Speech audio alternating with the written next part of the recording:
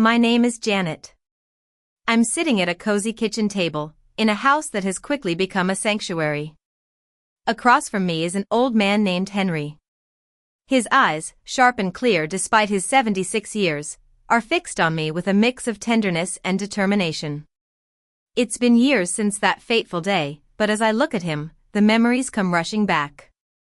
I remember the exact smell of that morning, a blend of cheap car air freshener and an eerie silence. It was my 18th birthday, and I had gone to sleep the night before with a quiet, cautious hope. I had spent my whole childhood waiting for one moment, just one, where my family would look at me like I belonged. I woke up to my mother, Patricia, telling me to pack a small bag for a few days. I got dressed quickly, not asking questions. I had learned early on that asking questions in our house led to nothing good. My father, Richard, drove in silence, no radio on. My mother sat in the passenger seat, her hands folded in her lap, looking like she was waiting for a church service to begin. As we drove, I watched the highway signs and realized we were heading towards the airport. My heart skipped a beat. Maybe it was a trip, a surprise after all those birthdays that had come and gone like ordinary days. But when we pulled into the departures lane and my father put the car in park, I knew something was wrong.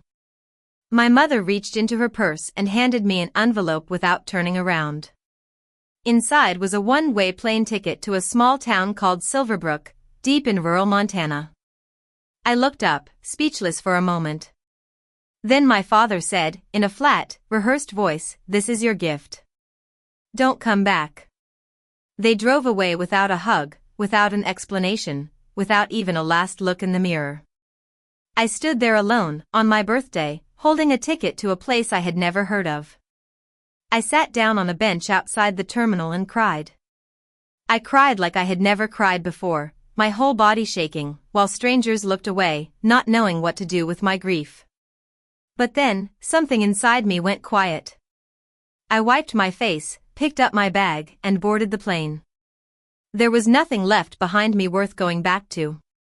When I landed at the small regional airport, I almost missed her.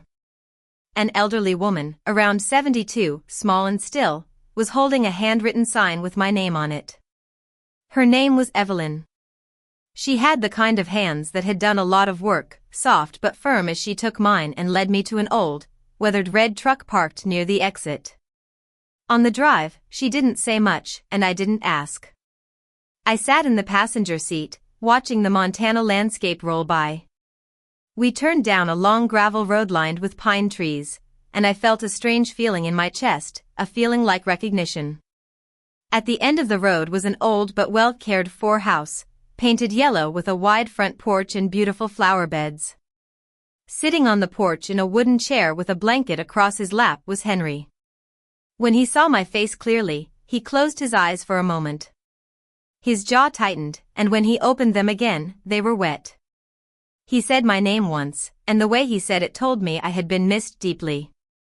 He extended his hand first, respecting that I was a stranger to him in a practical sense, even if I wasn't in his heart.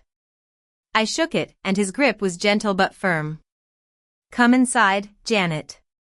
There's a lot I owe you," he said. We sat at the kitchen table, and Evelyn put a kettle on and moved quietly around the kitchen. Henry folded his hands on the table and looked at me steadily. He began to tell me the truth. My mother, his daughter, had gotten pregnant at 20 with me.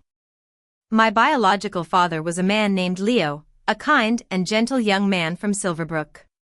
Henry had liked him, trusted him. My mother had loved him deeply. But when I was 4 months old, Richard entered the picture. He was older, wealthy, and had a high-profile position. He gave my mother an ultimatum: leave Leo behind, move away, and raise me as his own, or lose his support. My mother chose security over truth. Henry protested, argued with her, telling her that a child deserved to know where she came from. She accused him of interfering, and they fought bitterly. Then she cut off all contact, moved across the country, and made sure I never heard Henry's name. Henry had written me letters every year on my birthday, 39 in total. Some were from birthdays, and some were from ordinary days when he missed me too much to stay quiet. But he never sent them because he had no way to reach me. Leo had never stopped asking about me. He had married and built a life, but he always kept the door open to finding me. 3 years ago, he hired someone to trace what had happened. The search led back to Henry. Together, they realized that when I turned 18, the legal barriers my mother had relied on would change. Henry reached out to Richard through a lawyer, asking that I be given the choice to know my real history. The response was that plane ticket. Henry believed it was my mother's way of releasing the guilt she had carried for almost 2 decades. I sat there, taking in all of this. The kettle had gone quiet, and the tea in front of me had gone cold.